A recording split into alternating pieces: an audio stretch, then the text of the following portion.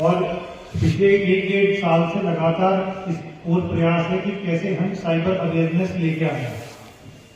ये cyber security क्या है कि अभी जैसे पुलिस का एक नॉर्मल जो अपने पुलिसिंग में सब लोग आए होंगे 8-10 साल पहले, तो जो फिजिकल क्राइम्स थे, बॉडी क्राइम्स, जिसमें मारपीट हो जाती है, चोरी हो जाती है और उसके अलावा महिला संबंधित अपराध है, तो वो जो ट्रेडिशनल अपराध था, जो अपराध का अभी स्वरूप बदला है।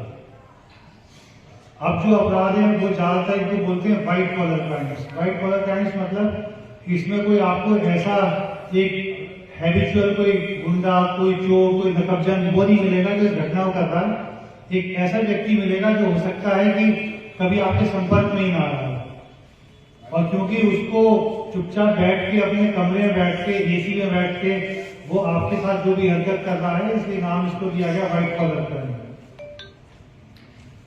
क्यों हो रहे हैं व्हाइट कॉलर क्राइम्स?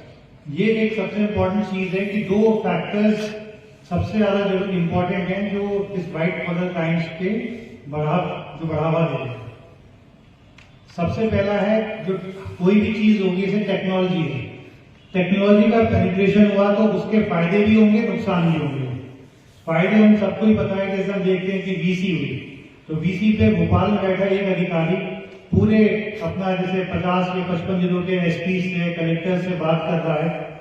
फिजिकली हमें जाना नहीं पड़ रहा, जो डीजल पेट्रोल जो आदमी खर्च होता था वो बच रहा है। जो पहले आदमी एक दिन जाने में, एक दिन वहां पे मीटिंग अटेंड करने में, एक दिन, तो ये एक टेक्नोलॉजी का फायदा था। ऐसे ही आपके बैंकिंग को लेके आपको सुविधा हो गई, इंटरनेट बैंकिंग। आपको पता होगा कि हमारे घरों में पहले बिल कैसे जमा होते थे, हमारी इंश्योरेंस पॉलिसीज कैसे जमा होती थी। मुझे आगे जब हम छोटे थे तो टेलीफोन का बिल जमा करना एक बहुत बड़ा हेडेक हुआ करता था, पर ये सब टेक्नोलॉजी से हुआ है कि आपका सिंपल सा एक तरीके से आपने इंटरनेट बैंकिंग का वो किया, आया भीम ऐप आ गया आजकल आपका, और सीधा आपने उसका पेमेंट कर दिया। तो जो साइबर क्राइम्स बढ़े हैं वो एक तरीके से आपके टेक्नोलॉजी पेनिट्रेशन की वजह से ही बढ़े हैं, उसका आप ये कह सकते हैं साइड इफेक्ट है। पर दूसरा एक जो बिंदु है जो हम लोग कम ध्यान देते हैं वो है, मैं ये बोलूंगा कि आदमी का लालच। एक बड़ी फेमस अंग्रेजी कहावत है, there are no free lunches, free में कुछ नहीं मिलता है। तो ये चीज मेरे ख्याल से जिसने भी अपने दिमाग में रख ली तो वो समझो वो इस चीज से शिकार नहीं होगा। अभी होता क्या है कि कोई मैसेज आया कि सर आपको एक वो रिवॉर्ड मिल रहा है, अवार्ड मिल रहा है $5 मिलियन का। ये सोच रहा है, अब तक किसी ने 500 रुपए नहीं पूछे, तो अचानक $5 मिलियन या 50 लाख रुपए या आपका एक ये लैपटॉप गिफ्ट आया है। भैया तो आपने कुछ वो किया हो, कोई गेम भरा हो, कोई आउटलुक में भी आते हैं ऐसे, कोई पजल करी हो, उसमें कभी कभी अवार्ड मिल जाते हैं। पर अचानक ऐसा कौन सा हुआ कि आपका एक गिफ्ट पड़ा है? तो ये चीज है कि आपको जिसको भी, जैसे एक और चीज बोलेंगे उसमें, अब एटीएम फ्रॉड कैसे हो रहे हैं। एक सडनली एक बेचारा देखेगा कोई वृद्ध आदमी है, वो अपना एटीएम ढंग से ऑपरेट नहीं कर पा रहा है, तो कोई आदमी आएगा कि नहीं अंकल मैं मदद कर देता हूँ। इसका मतलब ये बिल्कुल भी नहीं कि जो भी मदद कर रहा है वो गलत है, पर आप देखिए ना कि उससे पहले आप खुद सोचो कि कितने लोग आए आपकी मदद करने के लिए। आप आजकल ट्रेन में आप जाओ, आपने कई बार देखा होगा वृद्ध आदमी से ये बोलता है कि बेटा मुझे नीचे बैठने दो, मेरी सीट ऊपर है, तो उसको तो आदमी तैयार नहीं होगा। आपको कैसे क्यों मदद कर रहा है वो एटीएम में कि पैसे निकाल लेना। तो जो ये फ्रॉड है, साइबर फ्रॉड, इसका जो मैं बोलूंगा कि अगर एक ब्रीफ उसमें करूं कि इसका किस वजह से हुआ है, ये टेक्नोलॉजी पेनिट्रेशन की वजह से हुआ है। जितनी टेक्नोलॉजी आई है उसकी अवेयरनेस सब जगह नहीं है, दूसरा कारण यह है। और तीसरा मैं बोलूंगा जो एक आदमी इंसान है उसकी जो लालच, वो भी एक वजह है इसमें।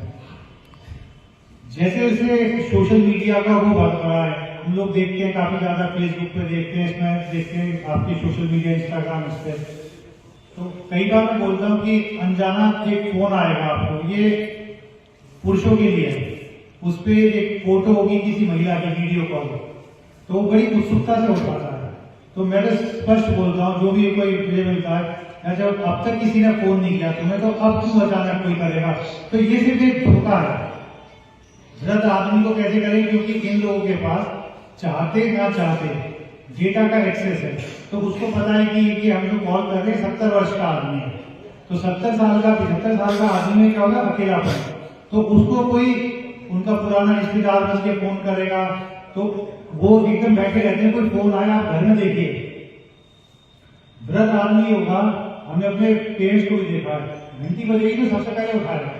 हम लोग पूरी का दीक्षा बोलते होते घंटी बजिए ठीक है, देखते हैं, उठते हैं, पर क्योंकि अकेलापन जिसकी जिंदगी में है वो सबसे पहले उस फोन को उठाता है, वहीं से शुरू हो जाती है ये पूरी आपकी मैनिपुलेशन की कहानी।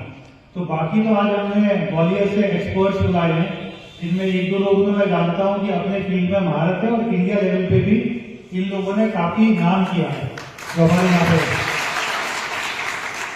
तो ये जो आपको इंडिविजुअल केस टू केस बताएंगे कि ये डिजिटल अरेस्ट क्या हो रहा है, आर्टिफिशियल इंटेलिजेंस का क्या रोल है, कैसे इसको आप लोग बोल देते हैं कि अभी आप 50,000 और डाल दो, जब बैंक आपको 7-7.5% का ब्याज दे रहा है तो 1 लाख का 1,07,000 होगा, तो ऐसे कौन सी चीज होगी कि आपको 1 साल में दुगना कर देगी?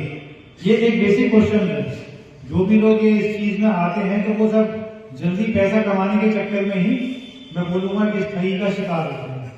तो पुनः मैं अभी जो हमारी टीम आई है उसका बहुत बहुत धन्यवाद देता हूँ, स्वागत करता हूँ उनको कि वो लोग आए, और मेरे ख्याल से जितने भी यहाँ पे हमारे पुलिस के लोग हैं और बाकी अन्य मीडिया के भाई हैं और जो नवयुवा बच्चे हैं, ये लोग इनकी बात को बड़ा ध्यान से सुनना तो है ही है कि पर हम देखिए कितने लोग कर सकते हैं, 200 लोग होंगे, पर इस कार्यक्रम की सफलता तब है अगर एक आदमी इनकी बताई हुई चीजों को 5-5-6 आपकी जो क्लास है, कोई स्टूडेंट्स हैं तो क्लास में डिबेट है तो डिबेट में यही बात करेंगे। तो ये जब तक इस चीज की एक स्टडी नहीं होगी इंफॉर्मेशन की, एक मीडिया ग्रुप है जैसे मैं देख रहा हूँ आजकल एक पत्रिका, उसने साइबर अवेयरनेस पे लगातार एक अभियान से चला रहा है, और सुबह उठ के मैं आजकल वो देखता हूँ कि क्या चल रहा है, कई सारी चीजें ऐसी होती है जो हमें भी नहीं लगती हैं। तो बस इसी को मैं कहूंगा कि आप लोग इसको आराम से सुने इनकी बातों को, ये लोग काफी एक्सपीरियंस्ड हैं, और मैं ये बहुत बड़े उससे कह सकता हूँ कॉन्फिडेंस से कि they are the best in India. India में अगर 25-30 लोग होंगे तो उनमें से हमारे जो ग्वालियर के लोग आए हैं ये उन 25-30 लोगों में से हैं। तो अब मैं अपनी बात को खत्म करता हूँ, धन्यवाद, जय हिंद, जय। के एक्सपर्ट पुष्पेंद्र यादव जी को जोरदार तालियों के साथ उनका स्वागत करेंगे, जो आगे क्लास की शुरुआत करें और साइबर फ्रॉडिंग की शुरुआत।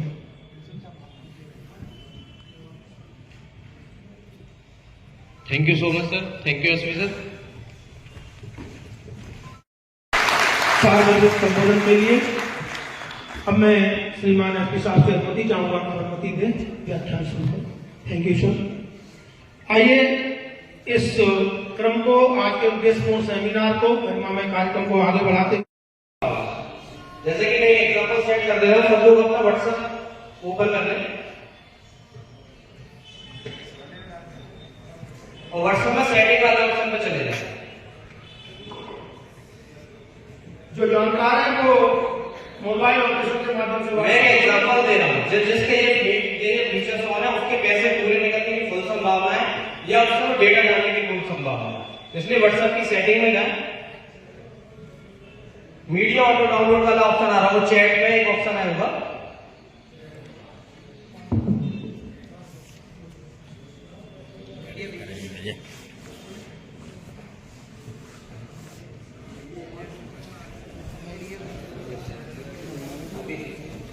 आ गया था। वहां ऑटो डाउनलोड का एक ऑप्शन होगा, उसमें चैट में मीडिया ऑटो डाउनलोड का ऑप्शन होगा, वो दिख रहा है सबको। अब सबके जिसका नो मीडिया है, सब मेरे से सेलुलर वाईफाई, जिस सबके नो मीडिया है या किसी का ओपन है, जैसे जिसमें आप फोटोज ओपन है, किसी ना किसी के में सबके में एक एक चीज ओपन होगी। समझ में आ रही सबको मेरी बात? जिसके जो ओपन है उनमें सबके साथ साइबर फ्रॉड होने की पूरी संभावना है। जिससे आजकल क्या चल रहा है, एक नई एपीके फाइल भेजी जा रही है, जो ऑटो डाउनलोड जिनका ऑन है, ऑटो डाउनलोड में जिनका ऑन है वो ऑटोमेटिकली परमिशन ले लेगी, और परमिशन के बाद उनका अगर फोटो वीडियो एंड अगर अकाउंट से रिलेटेड नया ट्रेंड इस टाइप से चल रहा है ना, फेक वेबसाइट के बारे में आप लोगों को पता है कि किस टाइप से हमें फेक वेबसाइट को वेरीफाई करना है कि कौन सी वेबसाइट फेक है, कौन सी जेन्युइन है? जनरली मैं वन में कम्युनिकेशन नहीं करना चाह रहा, जैसे कि हम एक तरीके से बोलना चाहे आपको आधी चीज समझ में आएगी, आधी ऊपर से निकल जाएगी, ऐसा हम नहीं चाह रहे। हम वन टू वन कम्युनिकेशन करना चाह रहे हैं। अगर आपकी कोई क्वेश्चन है तो उसको भी डायरेक्ट पूछ सकते हैं। अगर मैं कोई क्वेश्चन पूछ रहा हूं तो अगर आपको नहीं समझ में आ रहा तो आपको पूछ सकते हैं। क्या होता है, एक तरीके से कम्युनिकेशन करने से आप एक सेमिनार में बैठे और आपने सुना और निकल गए, लेकिन समझना आपको बहुत जरूरी है। समझोगे नहीं तब तक आपका बचाव होना संभावना नहीं है।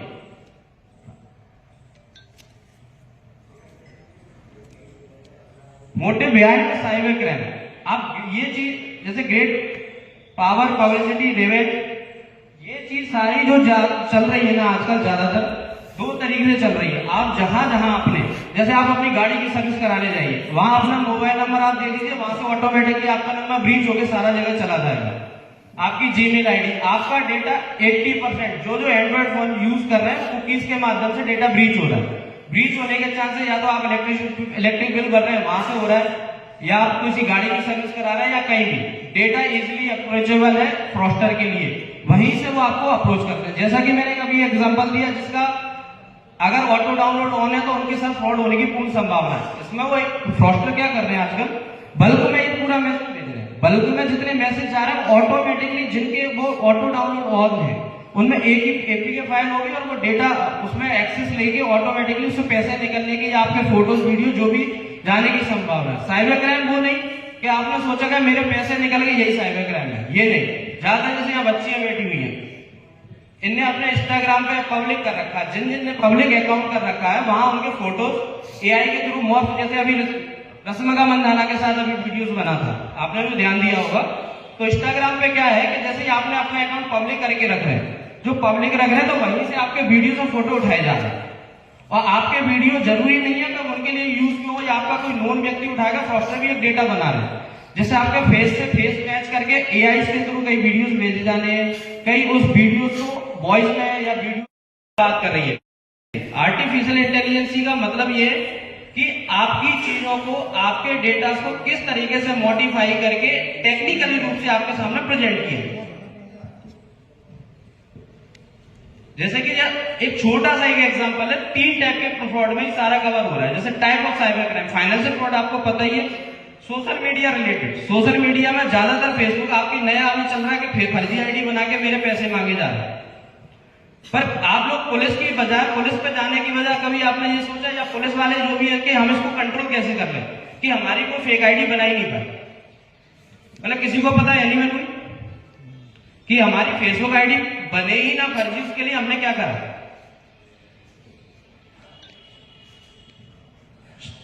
जनरली फर्जी फेसबुक आईडी जब बनती है, जो अपनी फेसबुक आईडी को पब्लिक करके और उसमें who can see your friend list का एक ऑप्शन आता है, जब तक आप उसको पब्लिक करते रहे, पब्लिक रखेंगे, तब वो आपकी फेक आईडी बनने की पूर्ण संभावना है। इसलिए हमेशा अपनी जो फेसबुक आईडी है, इंस्टाग्राम आईडी है, उसमें who can see your friend list का ऑप्शन को ओनली मी करके रखें हमेशा। जैसे सोशल मीडिया टाइप से फेसबुक, इंस्टाग्राम, व्हाट्सएप तो सबको पता ही है, Tinder, Snapchat, dating app. Dating app का मतलब आप समझ रहे हैं सारे लोग,